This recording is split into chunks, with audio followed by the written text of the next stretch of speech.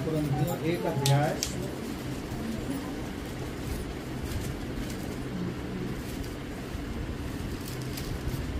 मिल गया। पहला कुरिन्थियों, जिससे मैं कहूँ वो पढ़ेगा, ठीक है? पहले निकाल लो आराम। मिल गया आपको?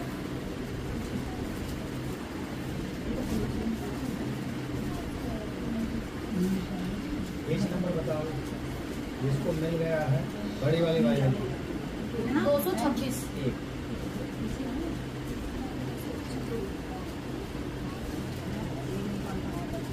एक अध्याय पहला कुरिन्थियों।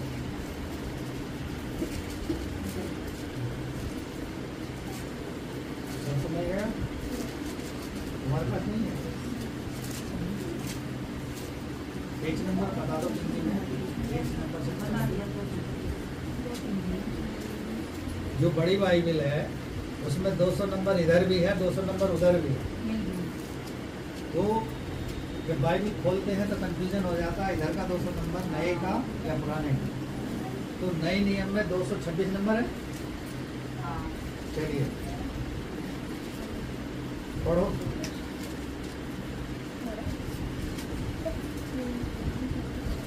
पढ़ो फिर किया पहला, हाँ नहीं पहला नहीं 9 पहले का 9। हाँ, और आपकी बेटी पढ़ेगी 26। पढ़ो पहला आपको। परमेश्वर सच्चा है जिसने तुमको अपने पुत्र हमारे प्रभु यीशु मसीह की संगति में बुलाया है। पढ़ो बेटा 26। हे भाइयों, अपने बुलाए जाने को तो सोचो कि ना शरीर के अनुसार बहुत यजमान और ना बहुत समाजी और ना बहुत कुलीन बुलाए गए। बस आइए अपनी आंखें बंद करेंगे, प्रार्थना करें। धन्यवाद हो प्यारे पिता, एक बार फिर से आपके पुत्र हमारे उद्धारकर्ता प्रभु यीशु मसीह के नाम का धन्यवाद करते हैं। इन गवाहियों के लिए धन्यवाद करते हैं कि प्रभु हर पल हर क्षण हमारे साथ रहते हैं। आप हमारे जीवन में बड़े बड़े आश्चर्य कर्म करते हैं प्रभु। आपका अनुग्रह और दया हम चाहते हुए प्रभु आज की इस आराधना में प्रभु आपका अनुग्रह बना हुआ है। धन्यवाद करते हैं प्यारे पिता। और जितने भाई बहन इस वीडियो को सुनेंगे प्रभु उनके लिए भी हमारी प्रार्थना है मेरे पिता। उनके जीवन की परेशानी चिंताओं से उन्हें छुड़ा, उनके जीवन में भी ऐसा अनुग्रह कर वो भी तेरी महिमा करने वाले बन सकें प्रभु। निर्बलता में बल दे, बीमारों को चंगा कर, निराशा में पड़े लोगों को आशा में आनंदित कर। और जितने यहाँ बैठे हैं प्रभु इनकी गवाही के द्वारा ये स्पष्ट है कि आप उनके साथ रहते हैं, हम सभी के संग संग रहते हैं, क्योंकि आप ही हैं पिता, आप ही हैं अनुग्रहकारी प्रभु। जब इस वचन को सीखने जा रहे हैं पिता तो सहायता कर कि तेरी महिमा इस वचन को सीख कर हम कर सकें। कोई 100 गुना, कोई 60 गुना, कोई 70 गुना इस वचन के द्वारा फल लाने वाला बन सके और आपकी महिमा हम सभी के जीवन से होने पाए।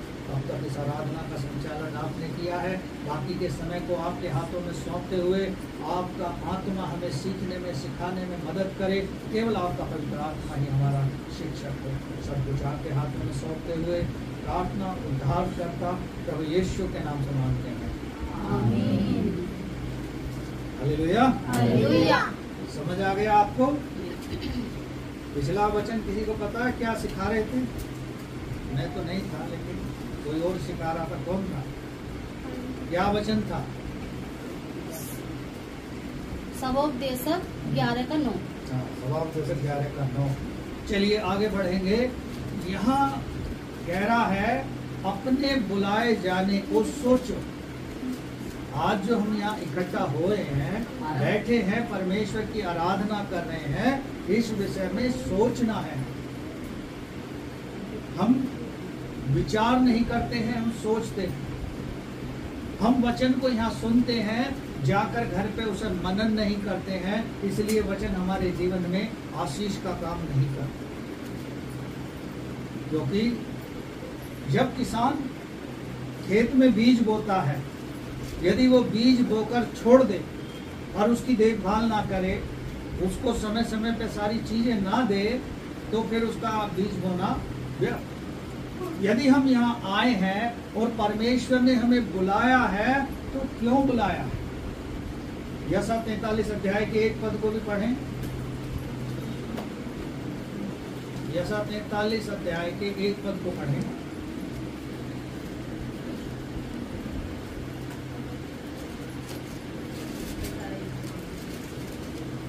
इस्राएल तेरा रचने वाला, और हे याकूब तेरा सृजनहार यहोवा अब यूं कहता है, मत डर, क्योंकि मैंने तुझे छुड़ा लिया है, मैंने तुझे नाम लेकर बुलाया है, तू मेरा ही है। हाँ, परमेश्वर का वचन यहाँ यशा के द्वारा कहता है, मैंने तुझे नाम लेकर बुलाया है।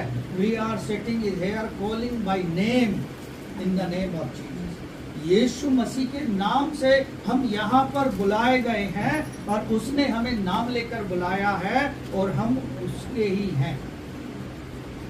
हम अपने अपने मार्ग पर चल रहे थे, अपने अपने इच्छा के अनुसार जीवन को जी रहे थे, लेकिन जब हमने उसके सुसमाचार को सुना, उस पर विश्वास किया, अपना जीवन का उद्धारकर्ता उसे माना, तब उसने हमसे कहा, अपने बुलाए जाने के विषय में सोचो।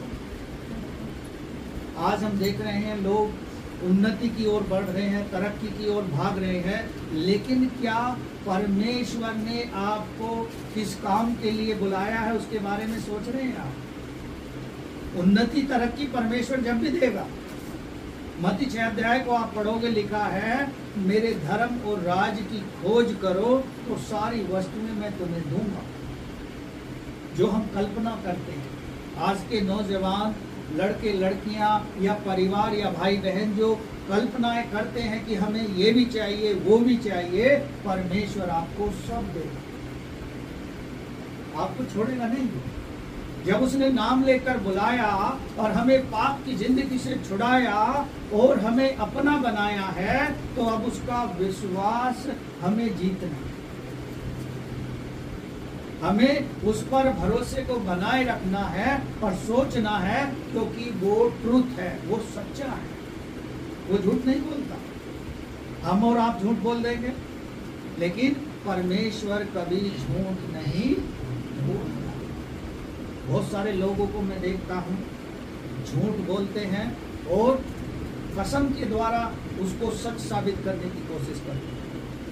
बहुत से लोग कसम खा लेते हैं, लेकिन परमेश्वर का वचन कहता है कसम किसी चीज की खानी नहीं चाहिए, क्योंकि सिर का बाल भी एक एक जब तक ना गिरेगा, जब तक परमेश्वर ना चाहे। कोई भाई की खाता है कसम, कोई माँ की खाता है, कोई पिता की खाता है। क्या हमारे जीवन में वो जरूरी है?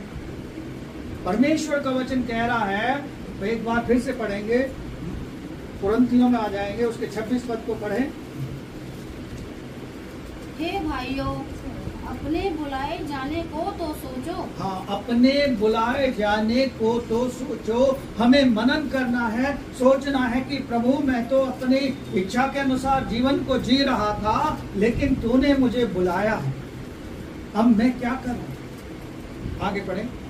कि ना शरीर के अनुसार बहुत ज्ञानवान और ना बहुत सामर्थी। हाँ, ना तो शरीर के अनुसार बहुत ज्ञानवान हूँ मैं, और ना ही मैं सामर्थी हूँ। हाँ, और ना बहुत कुलीन बुलाए गए, परंतु परमेश्वर ने जगत के मूर्खों को चुन लिया है कि ज्ञानवानों को लज्जित करे। हाँ, परमेश्वर ने संसार के मूर्खों को चुना है, कुलीन यानी बहुत दीन और दरिद्र और गरीब लोगों को चुना है परमेश्वर। जिसके पास पैसा है, क्या वो परमेश्वर की महिमा करेगा?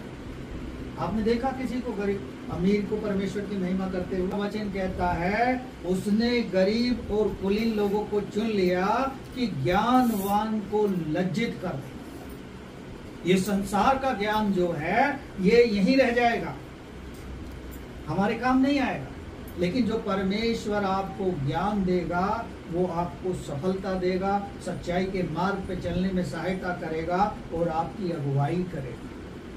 Hallelujah, hallelujah. तो हमें सोचना है कि परमेश्वर ने जब हमें बुलाया है और चुना है, तो अब हम यहाँ क्यों हैं, हमसे परमेश्वर क्या चाहता है। परमेश्वर आपकी इच्छाओं को पूरा करेगा, वो जानता है कि आपकी क्या इच्छा है, क्योंकि भजन संहिता 37 में लिखा है, चुपचाप रह, यहोवा पर भरोसा रख, वह तेरे मनोरथों को पूरा करेगा। ऐसा नहीं है कि आप अपने हृदय में अपनी अपेक्षाओं को दबाए हुए हैं और परमेश्वर आपकी सुन नहीं रहा, वो आपकी ओर देख नहीं रहा, आपकी प्रार्थना को सुन रहा है, कभी कभी हम देखते हैं कि हमारे लिए कोई द्वार बंद होता है और उस द्वार बंद के कारण हम डिप्रेशन में आते हैं, हम परेशान हो जाते हैं कि दरवाजा खुल नहीं रहा। लेकिन परमेश्वर चाहता है हम धीरज से उसकी बाट चलें, धीरज रखें अपनी समस्या के लिए। बंद दरवाजे के पीछे परमेश्वर काम कर रहा है। हम ये सोचने लगते हैं हमेशा कि द्वार नहीं खुल रहा है तो शायद परमेश्वर नहीं चाहता, लेकिन परमेश्वर काम कर रहा होता है। परमेश्वर अपनी योजना को अंजाम दे रहा होता है। हमें आवश्यकता है कि प्रार्थना करते रहें, निरंतर प्रार्थना करते रहें। आप देखोगे कि प्रार्थना के द्वारा आपको वो सफलता मिलेगी। मैंने बहुत सारे भाई बहनों को देखा है, परमेश्वर ने उन्हें नीचे से कूड़े से उठाकर ऊंचाई पर पहुंचाया तो वो परमेश्वर को भूल गए। लेकिन जो नीचे से उठाकर ऊपर लेकर जा रहा है वो ऊपर से नीचे ले आता है, तब व्यक्ति को ज्यादा बुरा लगता है। जब ज्यादा बुरा लगता है, लेकिन परमेश्वर दयालु है, करुणा करने वाला है। वो चाहता है कि एक पापी मनुष्य जब पाप से मन फिराता है और यदि वो फिर भटकता है तो लिखा है 7 का 70 बार माफ करे। लेकिन क्या माफी का मतलब ये है कि बार बार गुनाह करते रहें? रोमियो 6 अध्याय को आप पढ़ेंगे, लिखा है कि क्या हम पाप करते रहें कि हम पर अनुग्रह हो? क्या बार बार हम पाप करते रहेंगे? आइए आगे पढ़ेंगे, 1 के 9 को पढ़ें, क्या कहता है परमेश्वर का वचन। परमेश्वर सच्चा है, परमेश्वर सच्चा है, परमेश्वर सच्चा है। हाँ, जिसने तुमको अपने पुत्र हमारे प्रभु यीशु मसीह की संगति में बुलाया है। हाँ, जिसने परमेश्वर के पुत्र की संगति में बुलाया है। गीत हम गाते हैं ना, प्रभु का धन्यवाद करूंगा, उसकी संगति में सदा रहूंगा, साथ चलूंगा तो जय जरूर पाऊंगा। हम उसकी संगति करने के लिए बुलाए गए हैं। 26 में कह रहा है बुलाए जाने के बारे में सोचो, लेकिन परमेश्वर ने हमें अपने साथ संगति करने के लिए बुलाया है। क्या हम परमेश्वर के साथ संगति करते हैं या हम शैतान के साथ संगति करते हैं या हम अंधकार में पड़े हुए लोगों के साथ संगति करते हैं? हमें नहीं पता, लेकिन परमेश्वर चाहता है कि आप उसकी संगति में रहो। रोमियो 14 अध्याय में लिखा है, निर्बलों को संगति में ले लो, उनकी निर्बलता पर, उनकी शंका के लिए नहीं, उनको बलवान बनाने के लिए। जो निर्बल है उसको हाथ बढ़ाकर था। बहुत से भाई बहनों को मैं देखता हूँ कि जब थोड़ा सा उन्हें ज्ञान हो जाता है परमेश्वर के वचन का या परमेश्वर से प्रार्थना करने का, फिर वो नए आए हुए लोगों को तुच्छ समझते हैं। फिर वो सोचते हैं तुझे कुछ नहीं आता, मुझे बहुत कुछ आता है, लेकिन बहुत कुछ में भी वो गड़बड़ करता है। इसलिए क्या कहता है, एक बार फिर से पढ़ेंगे, समझेंगे जो चीज परमेश्वर का वचन हमें समझाना चाहता है। परमेश्वर सच्चा है, जिसने तुमको अपने पुत्र हमारे प्रभु यीशु मसीह की संगति में बुलाया है। अपने पुत्र और हमारे प्रभु यीशु मसीह की संगति में बुलाया है, फेलोशिप करने के लिए बुलाया है। ये झुंड भले ही छोटा है, लेकिन यहाँ परमेश्वर की संगति है। Hallelujah, hallelujah. परमेश्वर का वचन कहता है 2 या 3 जहाँ मेरे नाम से इकट्ठा होते हैं, वहाँ उनके बीच में मौजूद होता हूँ। Hallelujah, hallelujah. वो हमारे बीच में होता है। क्या आप उसे महसूस करते हैं? मैं कई बार यहाँ पे महसूस किया हूँ, परमेश्वर आया और सबको ब्लेस करके गया। लोगों को ऐसा लगता है अचानक जब हम गीत गा रहे होते हैं, इसीलिए कहा जाता है कि आराधना में पहले आओ, ताकि उस संगति का, उस आराधना का आनंद उठा सको। Hallelujah, hallelujah. क्योंकि परमेश्वर का वचन कहता है परमेश्वर के निकट आनंद की भरपूरी है। जब परमेश्वर आता है, जब हम गीत गा रहे होते हैं, परमेश्वर अपने हाथ को बढ़ाकर आशीष करके जाता है। हम उस आशीष को, उस उपस्थिति को जब भी महसूस कर सकते हैं जब हमारी आत्मिक आंखें खुली, जब हम आत्मा से भरे हुए। हालेलुया। आइए एक और पद पढ़ेंगे, जल्दी से मेरे साथ निकाल लें। भजन संहिता 16 के 8 को पढ़ें। क्या कहता है परमेश्वर का वचन? भजन संहिता 16 का 8। मैंने यहोवा को निरंतर अपने सम्मुख रखा है। हाँ, यहाँ कह रहा है राजा दाऊद, मैंने यहोवा परमेश्वर को अपने सम्मुख निरंतर रखा है। यानी उसने कोई गैप नहीं होने दिया, कोई एब्सेंट नहीं होने दी। जैसे हम ऑफिस में जॉब करते हैं, पूरे 30 दिन लगातार जाते हैं, तब हमें 31वें दिन उसका प्रतिफल मिलता है। यहाँ राजा दाऊद कह रहा है, मैंने परमेश्वर यहोवा को निरंतर अपने सम्मुख रखा है। आगे बढ़ें। इसीलिए कि वह मेरे दाहिने हाथ रहता है, मैं कभी ना डगमगाऊंगा। हाँ, मैं कभी ना डगमगाऊंगा। जब हम सच्चाई के मार्ग पर चल रहे होते हैं, बुराई से हटकर अच्छाई की ओर चलते हैं, तो शैतान हमें मार्गदर्शन को डिस्टर्ब करता है। शैतान हमारे कानों में फुसफुसाता है। शैतान की तरह तरह की आवाजें आती हैं। मैं एक जगह प्रार्थना करने गया, एक बहन कह रही कि पास्टर जी मेरे कान में साए साए की आवाज आती है। मैंने तो साए साए से मत डरो, परमेश्वर का वचन पढ़ो। जब उसने वचन को पढ़ना शुरू किया, वो साए साए फाए फाए सब खत्म हो गया, क्योंकि शैतान आपको डरा रहा है। आपने जो रास्ता बना लिया है, आपने जो बुलाए जाने को सोच लिया है और निर्णय कर लिया है कि आज से मैं उसके साथ चलूंगा, तो परमेश्वर आपकी सहायता करेगा। इसलिए वो कहता है यशायाह 41 के 10 में, मत डर, मैं तेरे संग हूं। मत डर। जब हमें डरने की आवश्यकता नहीं है, जो सर्वशक्तिमान परमेश्वर, जो राजाओं का राजा है, जो हमारे साथ रहता है और जिसका दाहिना सामर्थी हाथ हमें संभालता है, वो अपने दाहिने हाथ से संभालता है। कभी कभी आपने देखा होगा, अपने जीवन में महसूस किया होगा कि आप अचानक गिरने वाले हैं, लेकिन किसी ने आपको थाम लिया। वो कौन है? वो परमेश्वर, उसका दाहिना हाथ है। कई लोग ठोकर लग जाती है, परमेश्वर उन्हें थाम लिया। मुझे याद है एक जगह मैं दुष्ट आत्मा निकाल के आ रहा था, पैदल चल रहा था और कुछ सोच रहा था, अचानक मेरे को ठोकर लगी, तो मुझे ऐसा लगा किसी ने थाम लिया, क्योंकि परमेश्वर हमारे साथ है।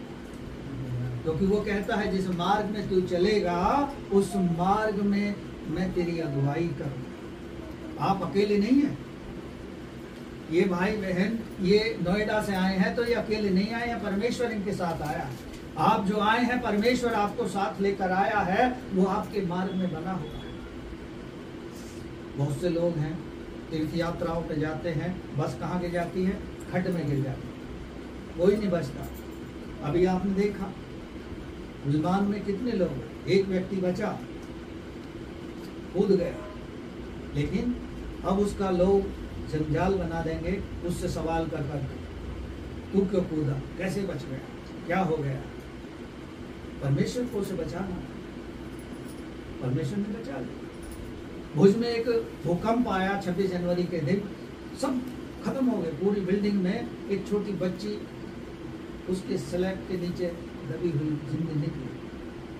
वो छोटी बच्ची है, उससे कोई सवाल नहीं कर सकता कि तुम क्यों बच गए।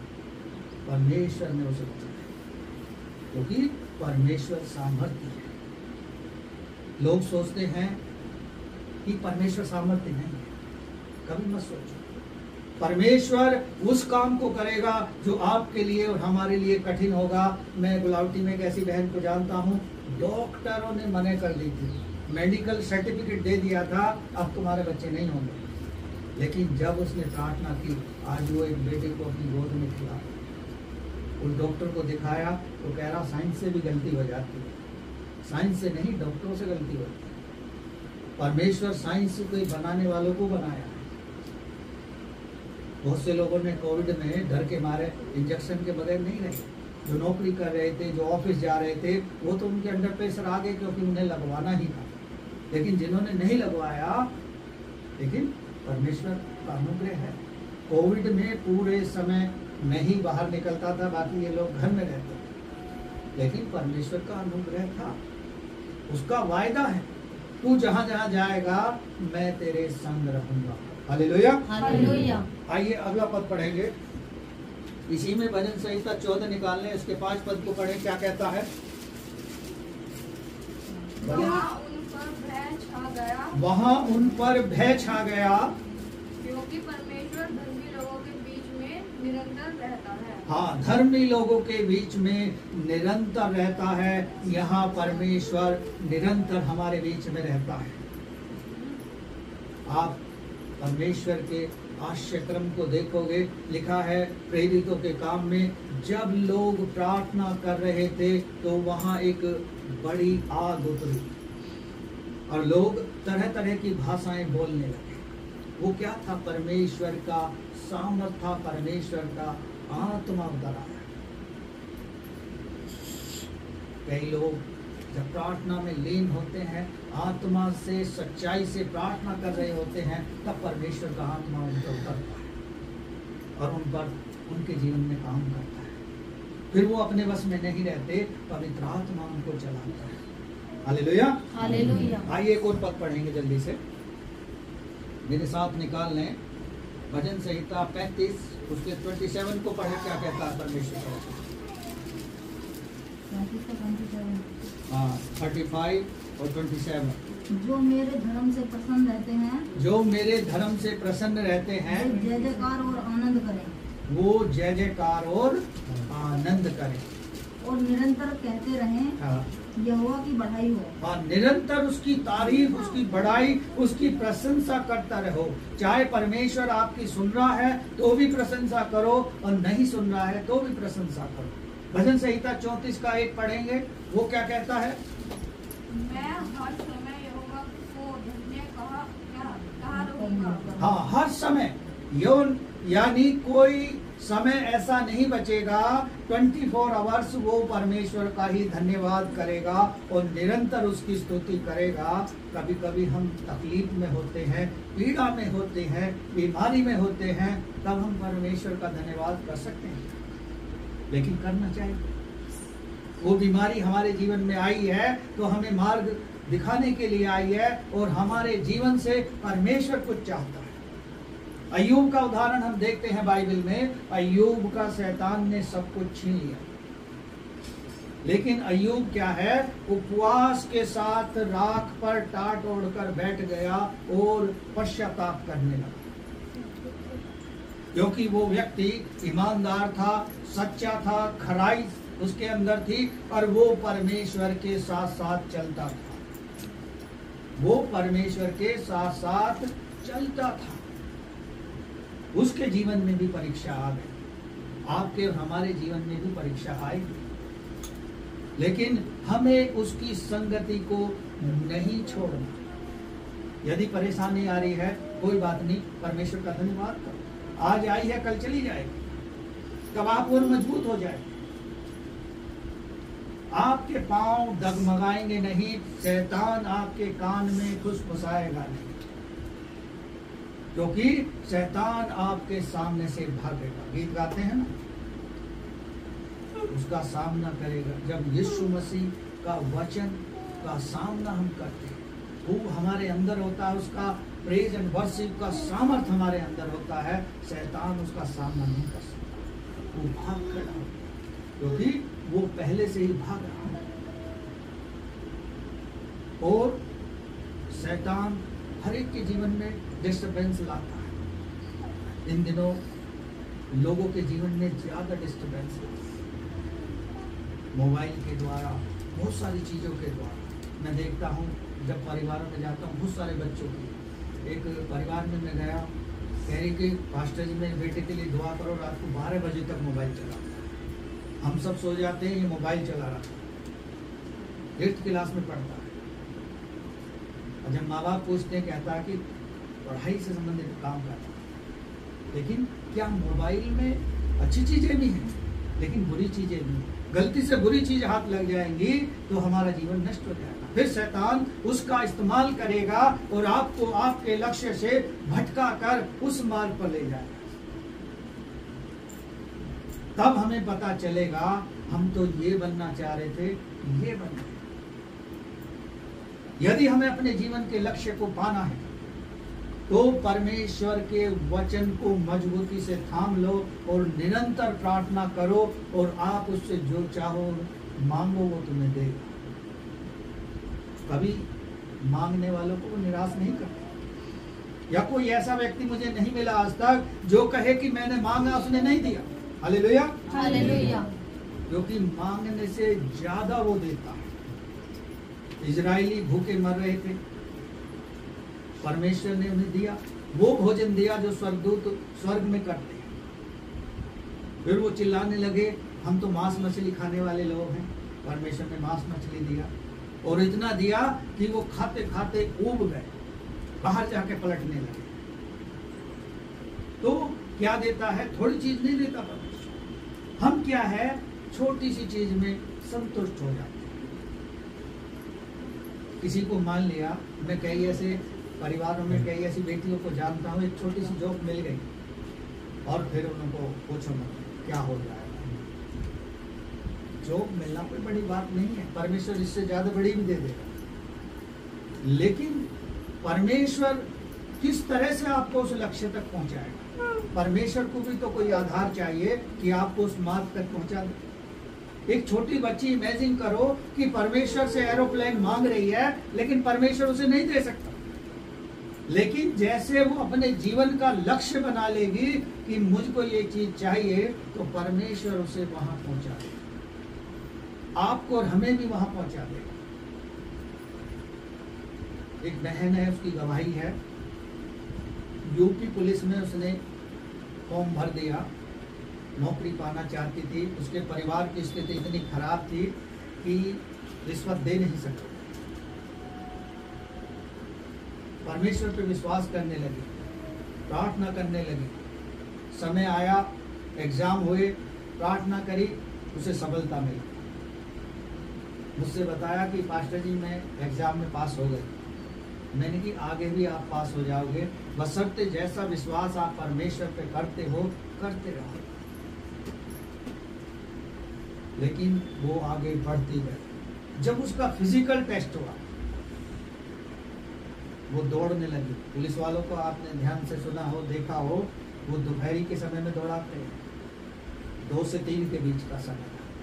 और वो समय ऐसा पिक गर्मी का होता है कि अच्छे से अच्छा व्यक्ति भी उस गर्मी को बर्दाश्त नहीं कर सकता। और वो तो 300-400 किलोमीटर दौड़ाते हैं, ऐसा दौड़ाते हैं।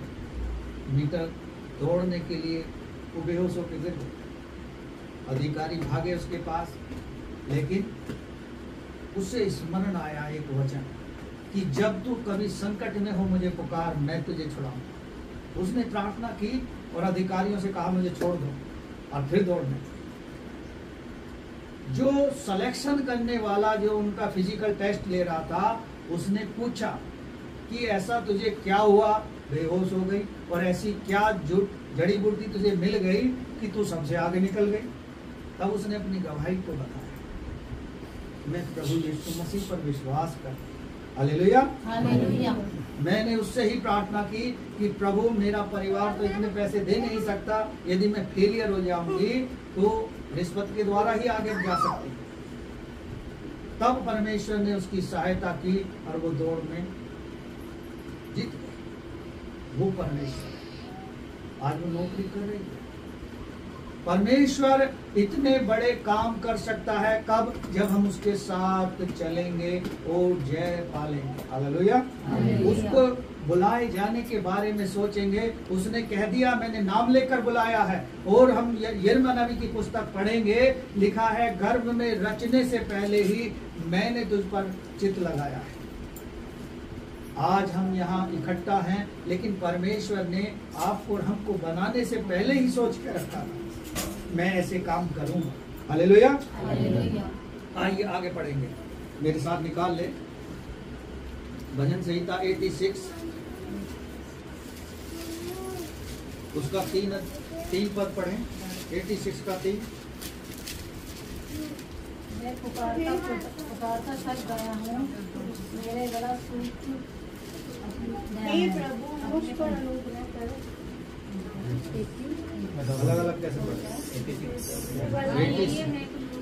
हाँ पढ़ो। 86 का 3। हे प्रभु मुझ पर अनुग्रह कर, हे प्रभु मुझ पर अनुग्रह कर, क्योंकि मैं तुझे लगातार पुकारता रहता हूँ। हाँ लगातार पुकारता रहता हूँ। हम अपनी परेशानियों के लिए, अपनी आवश्यकताओं के लिए कंटिन्यूसली परमेश्वर से प्रार्थना करते रहें। प्रार्थना ही हमारे जीवन की सफलता की कुंजी है। प्रार्थना के द्वारा ही हम जयवंत हो सके। एक बार फिर से पढ़ें। हे प्रभु मुझ पर अनुग्रह कर, क्योंकि मैं तुझको लगातार पुकारता रहता हूँ। लगातार तुझको पुकारता रहता हूँ। मैं अपनी प्रार्थना परमेश्वर के पास लेकर जाता हूँ। हाँ एक और पद पढ़ेंगे जल्दी से। 88 निकालने, इसके 9 पद को भी पढ़ें। भजन संहिता 88 9 पद। दुख भोगते भोगते मेरी आंखें धुंधला गई। हे यहोवा मैं लगातार तुझे पुकारता और अपने हाथ तेरी ओर फैलाता आया हूँ। क्या तू मुर्दों के लिए अद्भुत काम करेगा?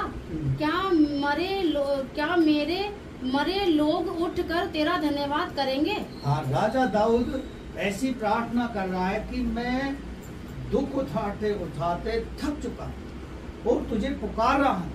क्योंकि राजा था, लड़ाइयाँ युद्ध करता रहता था और वो निराश बहुत जल्दी हो जाता, थक जाता।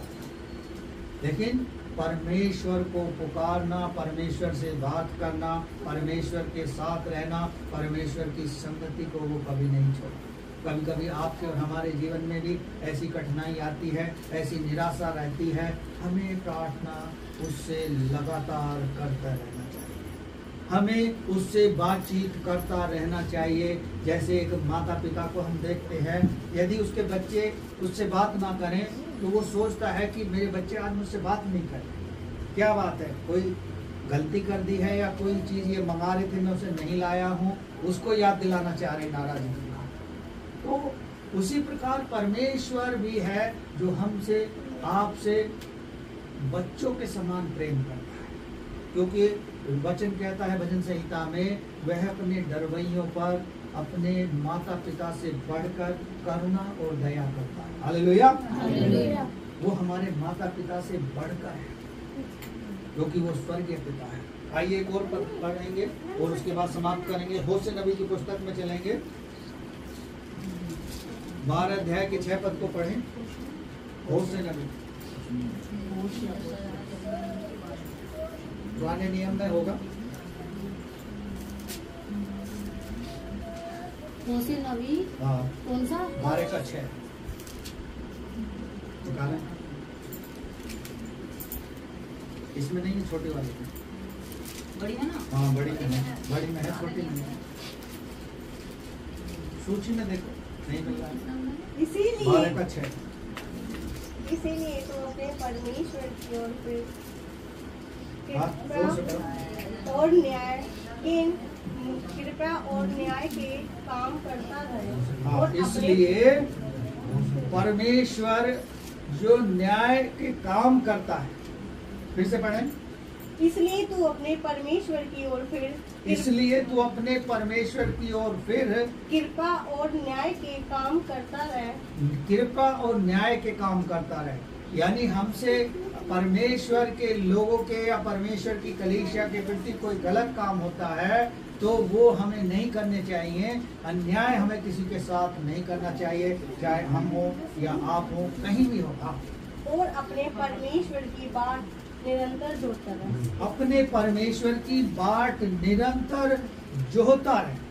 भजन संहिता 5 को जब हम पढ़ते हैं, लिखा है, हे यहोवा भोर को मेरी वाणी तुझे सुनाई देगी और भोर को प्रार्थना करके मैं तेरी बाट जोहूंगा। भोर को प्रार्थना करें। आप जब सुबह को प्रार्थना करेंगे, 3 बजे उठकर आप प्रार्थना करेंगे तो आपसे परमेश्वर बात करें, क्योंकि उस समय सब कुछ शांत रहता है, सब लोग सोए रहते हैं और आपसे परमेश्वर बात करने के लिए तैयार है। आपको जरूरत है कि भोर में अपनी वाणी को उस तक पहुंचाएं। अपने बुलाए जाने के बारे में सोचो। जो परमेश्वर हमें नाम लेकर बुला रहा है, हमें पाप की जिंदगी से छुड़ा रहा है, जो हमारे लिए सब कुछ कर रहा है, जिसने वायदा किया है कि मैं सब कुछ पूरा कर। क्या हम इतने निर्बल हैं कि उस पर विश्वास को बनाए नहीं रख सकते? हमारे घुटने इतने कमजोर हैं कि हम उससे प्रार्थना नहीं कर सकते? लिखा है भजन संहिता 34 में, मैं यहोवा परमेश्वर के पास गया। इसलिए गया, प्रार्थना लेकर गया और उसने मेरी सुन। कोई भी परेशानी है, कोई भी विषय है हमारा, कोई भी बीमारी दुर्बलता है, आप उसको लेकर परमेश्वर के नजदीकी में चले जाएं। वो आपकी प्रार्थना को सुने और तब आप अपने में आनंदित हो जाएंगे, क्योंकि वचन कहता है परमेश्वर के निकट आनंद की भरपूरी। Hallelujah, hallelujah. परमेश्वर का धन्यवाद।